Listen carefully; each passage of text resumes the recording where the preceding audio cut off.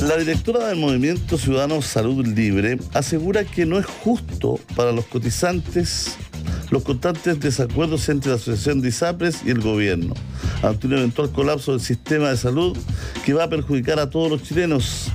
Ante la alerta de la ISAPRES de una eventual devolución de 1.400 millones de dólares a los afiliados, declarando que sería una lápida del sector, y con la reciente declaración del Ministerio de Salud que acusa a las ISAPRES de ser responsables de esta crisis. Los afiliados quedan en medio de una discusión que los deja en el desamparo. Vamos a conversar precisamente con la directora del Movimiento Ciudadano Salud Libre, ¿no es cierto?, que está velando por los afiliados de las ISAPRES, Victoria Beaumont. ¿Cómo es su apellido? ¿Cómo se pronuncia bien, Victoria? Hola, Julio César, Beaumont. Beaumont. Victoria, muchas gracias por conversar con nosotros. Bueno, ¿por qué no nos desarrolla este argumento? Mira, lo que sucede es muy simple. La verdad es que los cotizantes no nos sentimos representados por un actor de la industria. Entonces, la verdad es que cuando la Asociación de ISAPRES toma la decisión de bajarse de esta mesa de negociación que tenía con el Ministerio de Salud, nosotros sentimos que si ya las cosas estaban avanzando poco, se detuvieron. Y al final somos los cotizantes los que vamos a pagar, ya sea teniendo que migrar a FONASA o con la incertidumbre de no tener reembolsos, por ejemplo, lo que ya está sucediendo, esta inacción que está sucediendo, que no hay diálogo político alguno. Entonces, finalmente, como Movimiento Ciudadano, decidimos alzar la voz, pedimos una reunión con la ministra, que al parecer ya se está gestionando, tenemos una propuesta técnica para poner en la mesa y hacernos cargo, porque si no nos hacemos cargo los cotizantes, pues Julio César, no podemos poner a la ISAPRES a negociar por nosotros. Así es. ¿Y de qué va esa propuesta, Victoria? Mira, lo que pasa es que el fallo de la Corte Suprema tiene que cumplirse.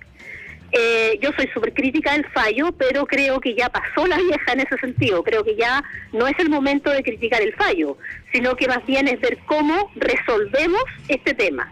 Lo que sucede es que si tú aplicas el fallo y modificas la tabla de factores a la que empezó el 2019 para todos los planes de salud, el monto que tú tendrías que devolver es tan estratosférico que las ISAPRES jamás podrían devolverlo, ni siquiera alcanzaría el patrimonio. Entonces, esta solución finalmente nos dejaría a las personas sin la devolución y sin el sistema. Entonces, es como la peor solución que nos pueden dar.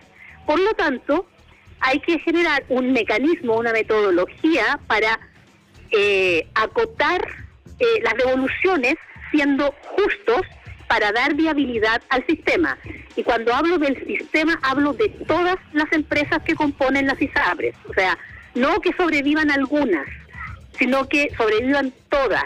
Victoria, dame solo un segundo porque estamos escuchando con mucha atención, pero hay un extra del departamento de prensa desde Concepción. Tenemos información porque en prisión preventiva quedó el autor del atropello que le costó la vida al carabinero. Nos informa Óscar Valenzuela. Sí, ya hay una resolución del Tribunal de Garantía de Concepción respecto del ciudadano venezolano que atropelló, recordemos, al carabinero Salazar, quien murió durante esta jornada en un hecho ocurrido el día domingo en la madrugada. La resolución del Tribunal de Garantía de Concepción da cuenta que se decretó la prisión preventiva. Se decretó la prisión preventiva para el ciudadano venezolano, esto por peligro para la sociedad y también por peligro de fuga. Esto acusado o imputado de 4 delitos que se le van a investigar durante los 4 meses que va a durar la investigación. Los delitos son homicidio simple de funcionario de carabineros en servicio, así como 2 delitos de maltrato de obra y conducción en estado de ebriedad. Ya lo decíamos entonces, prisión preventiva para el ciudadano venezolano que atropelló al carabinero Salazar en la madrugada del domingo, y la investigación quedó fijada en 4 meses. Bio Bio, la radio. Bio Bio, la radio, primeros en informar. Bueno, seguimos, 16 con 23 minutos, seguimos con Victoria. Victoria, disculpe, teníamos que checar esas informaciones, ahí la coyuntura, así que estábamos con finalmente... Además, una información súper relevante. Sí, con también. la información de Concepción ahí, la prisión preventiva para este ciudadano venezolano, ¿no es cierto?, que atropelló con resultado de muerte al carabinero. Vamos a retomar ahí, usted decía, el peor escenario es que se acabe la ISAPRE y que no le devuelvan el dinero a nadie. Por lo tanto, hay que buscar alternativas. Exacto. Entonces, lo bueno es que se ha ido despejando todos los escenarios, Julio César, porque al principio de año veíamos que realmente la autoridad no creía que el escenario era tan difícil. Ahora ya con la nueva ministra vemos que hay cierta apertura para abrirse a realmente entender que hay que darle viabilidad al sistema. Y yo te argumentaba la idea de por qué hay que darle viabilidad a todas las empresas y no que sobrevivan algunas, por ejemplo, porque ya se está hablando de que algunas podrían quebrar y otras mantenerse. Lo que sucede es que si tú, por ejemplo, quiebran alguna de las empresas, todas esas personas que hoy día están cotizando en esa empresa, han cotizado toda su vida, por ejemplo, y ya son adultos mayores, o tienen un seguro catastrófico andando, o tienen un cáncer, todas esas personas entran inmediatamente al FONASA. Y hoy día las ISAPRES tienen algunas prestaciones que se llaman homologadas, son prestaciones que no tienen código FONASA, y que al entrar al FONASA esas personas quedarían sin esos tratamientos. Entonces es un tema vital, es de la vida de mantener la continuidad de esos tratamientos. Por eso es que nosotros estamos alzando la voz, Julio César. ¿Y cuáles son los puntos más relevantes a su juicio que usted cree que pueden llegar a buen puerto?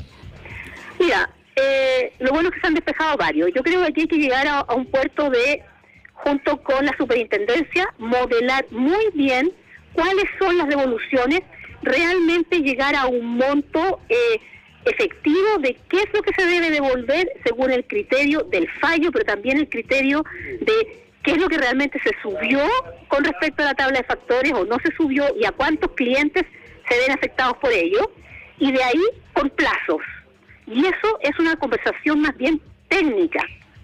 Entonces, esa conversación técnica tiene que estar basada en un acuerdo político, porque tú comprenderás que en el programa del presidente estaba la eliminación de las ISAPRES, pero en forma gradual. Ahora se dio, por este fallo de la Corte Suprema, se ve obligado a tomar una decisión que probablemente es muy incómoda, ¿me entiendes? Porque es darle viabilidad al sistema.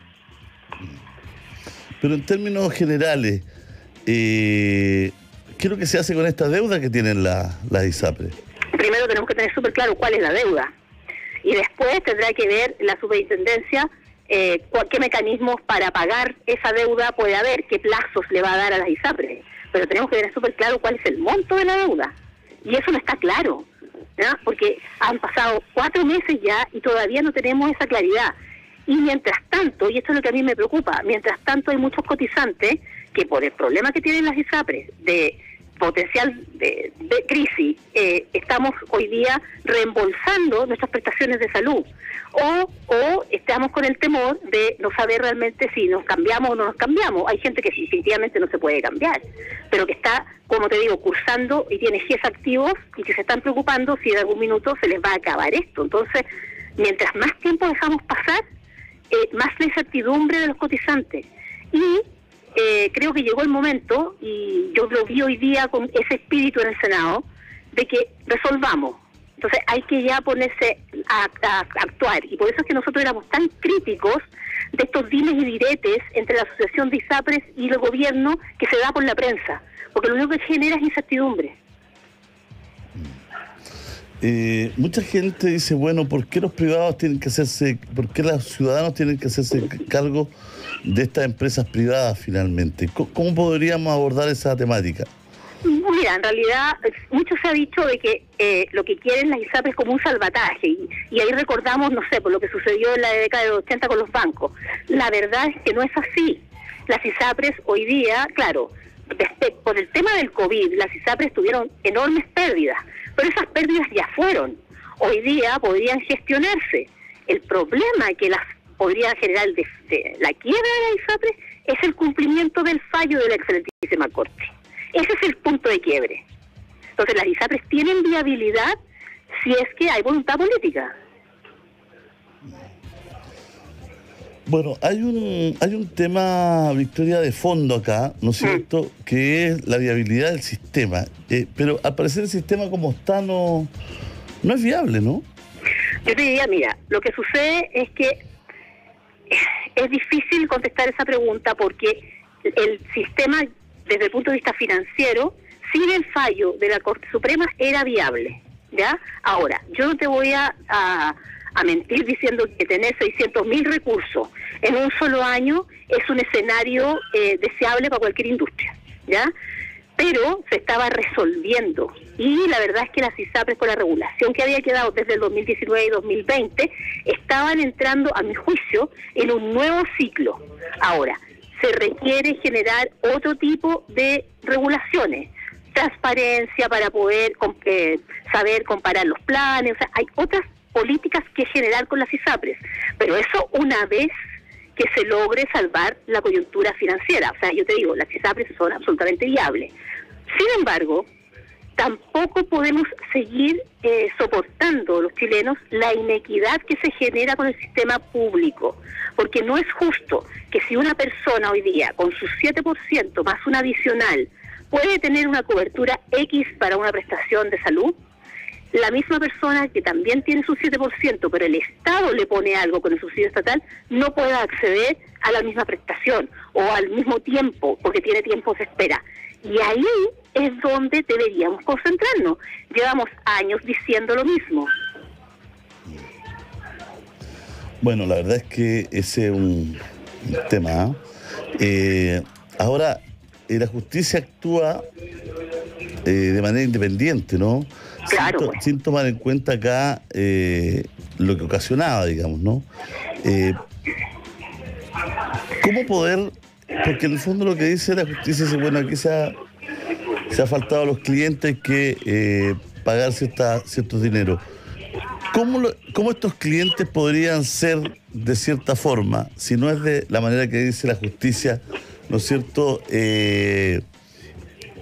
compensados por este tema? No, yo estoy segura que aquí va a haber que devolver montos y tendrá que haber algunos plazos. Y el punto es que, y ahí tuviste en el clavo con un tema muy especial, los tribunales fallan por el caso particular, Julio César. Fallan por la persona que se querella y que falla en contra o a favor la Corte. Lo que sucede acá es que la excelentísima Corte lo que hizo fue aplicar el fallo a todos los cotizantes. Y nunca esta política pública fue para todos, porque como se trata de un cambio contractual que tú tienes con tu asegurador, tú no lo podías hacer de buenas a primeras, eso resultaba arbitrario. Entonces, la excelentísima Corte lo que hace es nos cambia a todos el contrato de salud, incorporando la nueva tabla, y ahí es donde modifica los equilibrios que teníamos con los precios base. O sea, cuando se genera una circular, que es la 343 de la superintendencia, nunca se pensó, Julio César, que tenían que pasar toda la cartera a este nuevo plan. Nunca se conversó eso, y de hecho me da la impresión que nunca hubo un plan de modificar a todas las personas hacia los nuevos planes de salud, porque finalmente quedó ese cambio como voluntario, ¿me entiendes? Y esa es la conversación que no se tuvo, por eso te digo que ya estamos tarde para tener esa conversación, y ahora hay que resolver solamente, hay que ver cómo se maneja.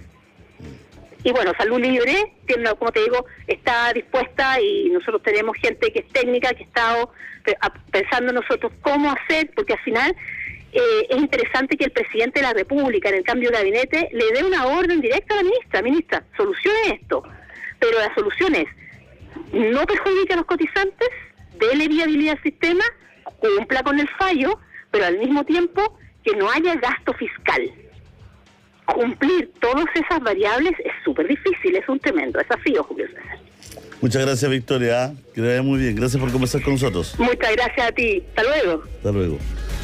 Cámbiate a la fibra más rápida de toda Latinoamérica.